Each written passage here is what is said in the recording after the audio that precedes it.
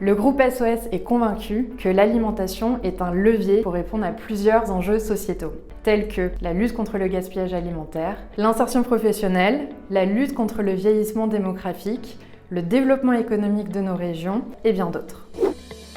L'Union européenne a publié en 2020 sa stratégie de la ferme à la fourchette, qui vise à protéger l'environnement et à procurer une alimentation saine à tous les citoyens européens. Les défis de l'Europe d'aujourd'hui, qu'ils soient de nature politique, géopolitique, économique, environnementale ou sociale, nous obligent à repenser notre économie en faveur d'un système plus respectueux de l'environnement et des hommes.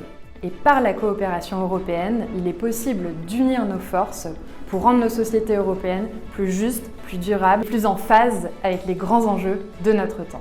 Les Insatiables met en œuvre 2 projets européens avec des partenaires belges, portugais, espagnols et italiens qui visent à comprendre les spécificités nutritionnelles des personnes âgées et aussi des personnes autistes. Ferme d'Avenir met également en place un projet européen qui s'appelle Companions in Agroecology et qui vise à favoriser le renouvellement de la main-d'œuvre agricole en Europe.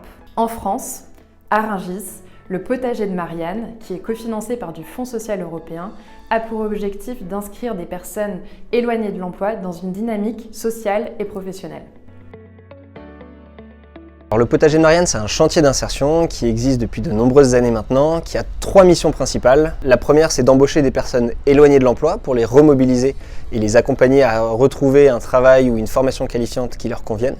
La deuxième, c'est qu'on joue le rôle de grossiste pour les structures d'aide alimentaire en Île-de-France, et donc on va leur fournir et on va les approvisionner en fruits et légumes.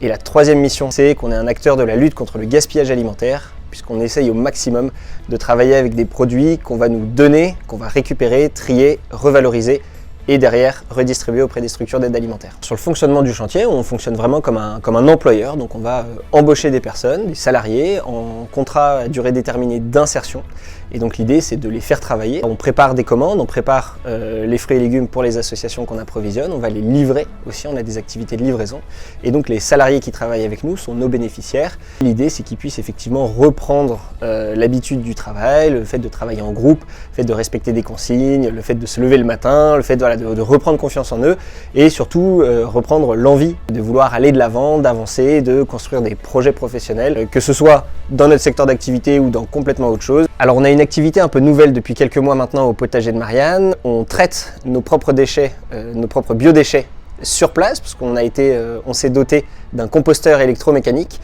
qui nous permet de broyer des cagettes, des cartons, des fruits et des légumes et de transformer ça en compost. Pour l'instant, mon poste, c'est au panier. Sinon, j'ai été polyvalent, j'ai tout fait. Du conditionnement au compostage, au tri. C'est ça qui est bien, c'est qu'on touche à tout ici. Ici, on m'a aidé à me remettre sur mes pas. J'ai repris confiance en moi surtout. Je me sens utile. Et travailler avec une équipe, ça apprend toujours quelque chose. Tout le monde s'apprend, tout le monde s'aide. Toute la direction est toujours à côté de nous. N'importe quel problème qu'on a, ils sont là tout le temps. Ils sont géniaux. C'est vraiment une grande famille.